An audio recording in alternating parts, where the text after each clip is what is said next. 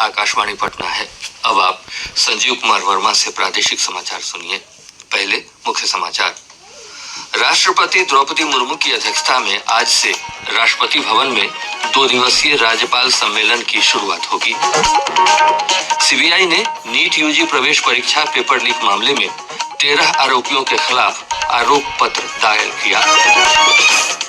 राज्य के विश्वविद्यालयों में सहायक प्रोफेसर की नियुक्ति के लिए नेट की तर्ज पर बिहार पात्रता परीक्षा बेट का आयोजन किया जाएगा। और प्रदेश में मॉनसून की सक्रियता के साथ ही अधिकांश स्थानों पर बारिश का सिलसिला जारी।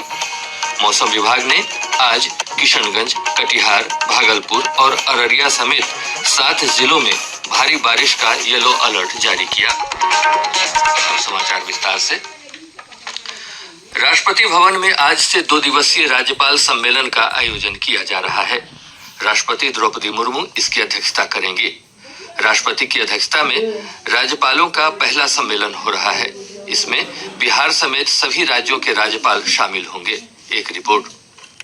सभी राज्यों के राज्यपाल इस बैठक में शामिल होंगे। उपराष्ट्रपति जगदीप धनखड़, प्रधानमंत्री नरेंद्र मोदी तथा गृह मंत्री अमित शाह, धर्मेंद्र प्रधान, शिवराज सिंह चौहान, अश्विनी वैष्णव और मनसुख मांडविया सहित कई केंद्रीय मंत्री सम्मेलन में भाग लेंगे। नीति आयोग के उपाध्यक्ष और मुख्य कार्यकारी अधिकारी तथा प्रधानमंत्री कार्यालय और गृह मंत्रालय के वरिष्ठ अधिकारी भी इस बैठक में उपस्थित रहेंगे। सम्मेलन की कार्यसूची में 3 आपराधिक कानूनों का कार्यान्वयन, उच्च शिक्षा में सुधार और विश्वविद्यालयों की मान्यता तथा चयनित क्षेत्रों के विकास का मुद्दा शामिल होगा। अभियानों में राज्यपालों की भूमिका और राज्य में विभिन्न केंद्रीय एजेंसियों के बीच बेहतर समन्वय सहित कई अन्य महत्वपूर्ण विषयों पर भी विचार विमर्श होगा। रईसुद्दीन की रिपोर्ट के साथ समाचार कक्ष से शक्ति सिंह। केंद्रीय अन्वेषण ब्यूरो सीबीआई ने बिहार में नीट यूजी प्रवेश परीक्षा पेपर लीक मामले में 13 आरोपियों के खिलाफ पहला आरोप पत्र दायर किया है। आरोप पत्र के अनुसार इस मामले में मुख्य आरोपी मनीष प्रकाश, सिकंदर यादवेंदु और 11 अन्य के खिलाफ मामला दर्ज किया गया है। बिहार पुलिस की आर्थिक अपराध इकाई ने प्रश्न पत्र लीक मामले में संगठित अंतरराज्यीय गिरोह का भंडाफोड़ किया था। यह मामला इस वर्ष 5 मई को पटना के शास्त्री नगर पुलिस थाने में दर्ज किया गया था और 23 जून को इसे सीबीआई को सौंप दिया गया था। जांच एजेंसी ने सबूत इकट्ठा करने के लिए उन्नत फोरेंसिक तकनीक, artificial intelligence, CCTV footage, tower स्थल विश्लेषण और अन्य साधनों का उपयोग किया। इस मामले में आगे जांच जारी है। कई अन्य आरोपी पहले से ही पुलिस और न्यायिक हिरासत में हैं। सीबीआई ने इस मामले में अब तक 58 स्थानों पर तलाशी ली है और बिहार पुलिस द्वारा गिरफ्तार 15 सहित 40 आरोपियों को गिरफ्तार किया है। जांच में पता चला था कि नीट यूजी प्रवेश परीक्षा के प्रश्न पत्र परीक्षा तिथि से 1 दिन पहले झारखंड के हजारीबाग केंद्र से लीक हुए थे। इधर नीट यूजी प्रश्न पत्र लीक मामले से जुड़ी याचिकाओं पर सर्वोच्च अदालत आज अपना फैसला सुनाएगी। गौरतलब है कि शीर्ष अदालत ने बीते 23 जुलाई को नीट यूजी परीक्षा को दोबारा आयोजित कराने से इनकार कर दिया था। अदालत ने स्पष्ट किया था कि इस संबंध में विस्तृत आदेश बाद में आएगा।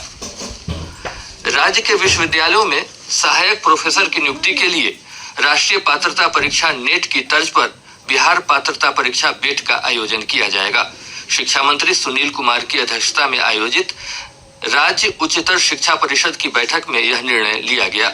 शिक्षा मंत्री ने इस नई व्यवस्था को लागू करने के लिए उच्च शिक्षा निदेशक को बेट का सिलेबस तैयार करने के निर्देश दिए हैं। मंत्री ने कहा कि इस सिलेबस को यूजीसी से स्वीकृति लेकर लागू किया जाएगा। उन्होंने विश्वविद्यालयों में ऑनलाइन परीक्षा लेने की व्यवस्था लागू करने के संबंध में प्रस्ताव तैयार करने के भी निर्देश दिए। विश्वविद्यालय अनुदान आयोग ने घोषणा की है कि सीयूईटी के माध्यम से प्रवेश के बाद स्नातक और स्नातकोत्तर पाठ्यक्रमों में सीटें खाली रह जाने की स्थिति में केंद्रीय विश्वविद्यालय स्वयं अपनी प्रवेश परीक्षा आयोजित कर सकते हैं। आयोग ने ऐसे विश्वविद्यालयों को योग्यता परीक्षा के अंकों के आधार पर ही प्रवेश देने की अनुमति दी है।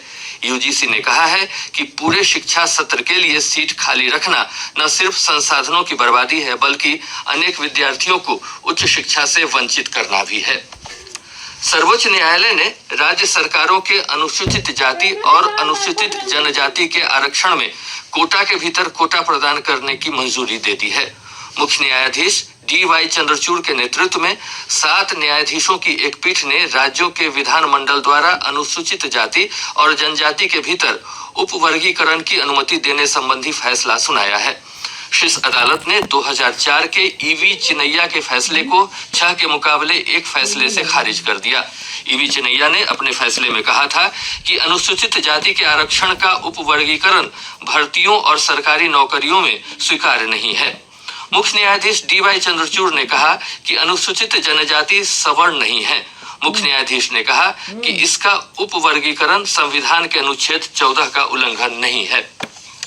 ग्रामीण विकास मंत्री श्रवण कुमार ने केंद्र सरकार से धान रोपने के कार्य को मनरेगा में शामिल करने की मांग की है। नई दिल्ली में केंद्रीय ग्रामीण विकास मंत्री शिवराज सिंह चौहान से मुलाकात के दौरान उन्होंने खरीफ के साथ रबी फसल के कार्यों को भी मनरेगा की श्रेणी में शामिल करने का आग्रह किया। श्री कुमार ने पंचायत सरकार भवन, आंगनबाड़ी केंद्रों, प्राथमिक स्वास्थ्य केंद्र और अतिरिक्त प्राथमिक स्वास्थ्य केंद्र समेत कई योजनाओं को मनरेगा के तहत कराने का अनुरोध करते हुए कहा कि इससे रोजगार के अवसर बढ़ेंगे। प्रवर्तन निदेशालय ED की कार्रवाई के बाद राज्य सरकार ने ऊर्जा विभाग के प्रधान सचिव संजीव हंस को पद से हटा दिया है। उन्हें सामान्य प्रशासन विभाग में योगदान देने का आदेश दिया गया है। भारतीय प्रशासनिक सेवा के वरिष्ठ अधिकारी संदीप पौंड्रिक को ऊर्जा विभाग का प्रधान सचिव नियुक्त किया गया है। श्री पौंड्रिक को ऊर्जा विभाग के साथ साथ बिजली कंपनियों के CMD का अतिरिक्त प्रभार सौंपा गया है। गौरतलब है कि संजीव हंस के खिलाफ ED जांच कर रही है। उन पर यौन शोषण और आय से अधिक संपत्ति अर्जित करने का आरोप है। शेष समाचार एक अंतराल के बाद। घर में लोग बढ़ते हैं तो घर बदलता है, उसका दायरा बढ़ता है। रोजी रोटी के चक्कर में जगह बदलती है। जिंदगी है।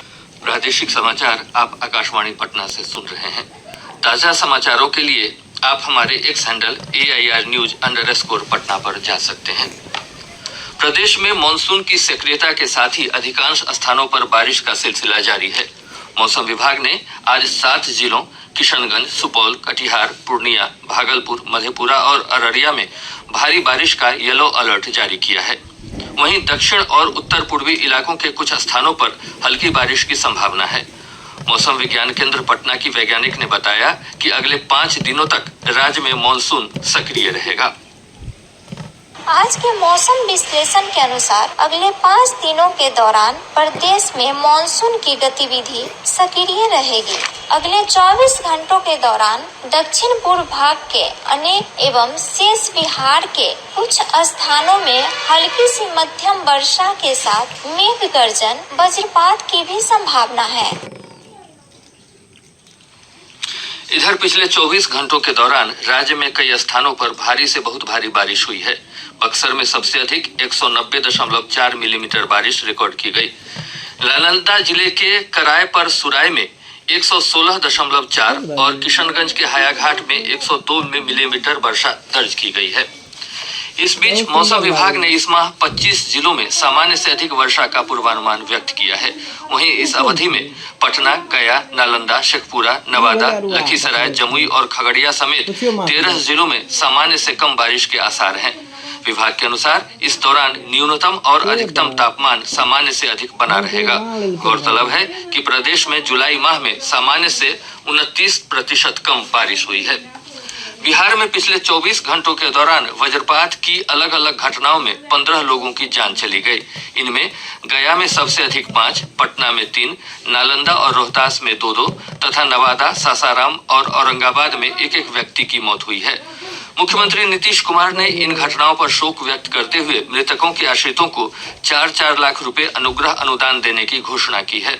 इधर आपदा प्रबंधन विभाग ने बारिश और खराब मौसम के दौरान लोगों से सतर्क रहने की अपील की है।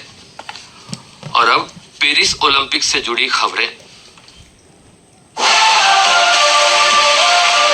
स्वप्निल कुसाले के 50 मीटर राइफल 3 पोजीशन के कांस्य पदक और लक्ष्य सेन की पुरुषों के बैडमिंटन सिंगल्स स्पर्धा की विजय को छोड़ दें तो गुरुवार शुक्रवार का दिन भारत के लिए ओलंपिक में कोई खास अच्छा नहीं रहा। हॉकी के पूल बी के मैच में भारत की टीम बेल्जियम से 2-1 से हार गई। ये है मैच के बाद कप्तान हरमनप्रीत सिंह। स्ट्रॉन्ग माइंडसेट है। आई थिंक हमने स्टार्ट बहुत अच्छा स्ट्रॉन्ग किया था और डिफेंस से हमें कहीं ना कहीं और इम्प्रूव कर सकते हैं, बट ओवरऑल देखें तो डिफेंस भी हमने अच्छी की है। कार्ड होने के बावजूद ही हमने चांसेस क्रिएट किए हैं, तो आई थिंक हम अच्छे पेज पे हैं। हॉकी में आज भारत अपना आखिरी लीग मैच खेलेगा ऑस्ट्रेलिया से। भारतीय समय के अनुसार दोपहर 4:45 पर ये मैच खेला जाएगा। आज गोल्फ के पुरुष वर्ग की व्यक्तिगत स्ट्रोक प्ले के दूसरे राउंड में शुभंकर शर्मा और गगनजीत भुल्लर खेलेंगे। उधर शूटिंग के 25 मीटर महिलाओं के क्वालिफिकेशन राउंड में ईशा सिंह और 2 पदक जीत चुकी मनु भाकर वापस चैटू शूटिंग रेंज में होंगे। स्कीट स्पर्धा के पुरुष वर्ग में अनंतजीत सिंह नरूका भी अपना अभियान आज शुरू करेंगे। आर्चरी के मिश्रित युगल वर्ग में अंकिता भगत और धीरज बोमदेवरा अपना क्वार्टर फाइनल खेलेंगे। सामने होंगी इंडोनेशियाई जोड़ी। महिलाओं के 78 किलो भार वर्ग में जूडो में भारत की तुलिका मान आज क्यूबा की इटालिस ऑर्टिस से अपना बाउट खेलेंगी। उधर सेलिंग की पुरुषों की डिंगी में विष्णु सर्वनन अपनी तीसरी और चौथी रेस खेलेंगे। वहीं महिलाओं की डिंगी में नेत्रा कुमानन आज अपनी दूसरी और तीसरी रेस खेलेंगी। एथलेटिक्स स्पर्धाओं के दूसरे दिन आज महिलाओं की 5000 मीटर रेस के पहले राउंड में पारुल चौधरी और पुरुषों के शॉटपुट मुकाबले में तेजिंदर पाल सिंह तूर अपना ओलंपिक अभियान शुरू करेंगे। बैडमिंटन के पुरुषों के सिंगल्स वर्ग में लक्ष्य सेन के सामने क्वार्टर फाइनल में आज होंगे चाइनीज ताइपेई के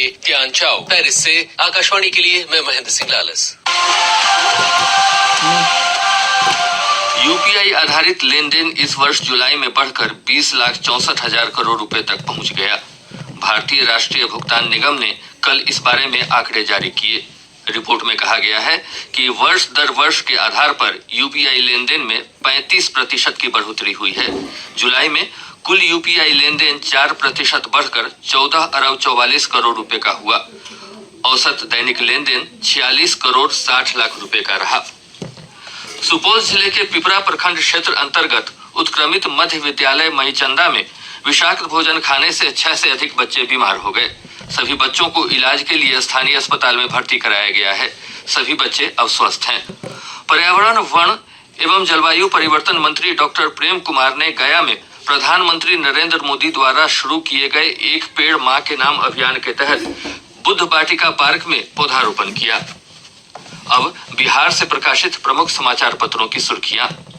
आज के सभी समाचार पत्रों ने अनुसूचित जाति जनजाति के आरक्षण के मुद्दे पर सर्वोच्च न्यायालय के फैसले को अपनी सुर्खी बनाया है। हिंदुस्तान ने इस खबर का शीर्षक लगाया है, आरक्षण के अंदर कोटे को मंजूरी। दैनिक जागरण ने पेरिस ओलंपिक में भारत के उपलब्धियों को तरजीह देते हुए शीर्षक लगाया है, निशानेबाजों की स्वप्निल उड़ान। दैनिक भास्कर ने बीपीएससी परीक्षा से जुड़ी खबर का शीर्षक बनाया है, बीपीएससी ने नकल करते पकड़े गए तो देश की किसी परीक्षा में नहीं बैठ सकेंगे। प्रभात खबर की सुर्खी है, 20,000 सिपाही और 2,000 दारोगा इस साल होंगे बहाल। आज अखबार का शीर्षक है, जयपुर के बेसमेंट में पानी भरने से 3 बिहारी की मौत। राष्ट्रीय सहारा ने ईडी की कार्रवाई पर लिखा है, ऊर्जा विभाग से पदमुक्त किए गए संजीव हंस। और अब अंत में मुख्य समाचार एक बार फिर। राष्ट्रपति द्रौपदी मुर्मू की अध्यक्षता में आज से राष्ट्रपति भवन में 2 दिवसीय राज्यपाल सम्मेलन की शुरुआत होगी। सीबीआई ने नीट यूजी प्रवेश परीक्षा पेपर लीक मामले में 13 आरोपियों के खिलाफ आरोप पत्र दायर किया। राज्य के विश्वविद्यालयों में सहायक प्रोफेसर की नियुक्ति के लिए नेट की तर्ज पर बिहार पात्रता परीक्षा बेट का आयोजन किया जाएगा। और प्रदेश में मानसून की सक्रियता के साथ ही अधिकांश स्थानों पर बारिश का सिलसिला जारी। मौसम विभाग ने आज किशनगंज, कटिहार, भागलपुर और अररिया समेत 7 जिलों में भारी बारिश का येलो अलर्ट जारी किया। इसके साथ ही आकाशवाणी पटना से प्रसारित प्रादेशिक समाचार का यह अंक समाप्त हुआ।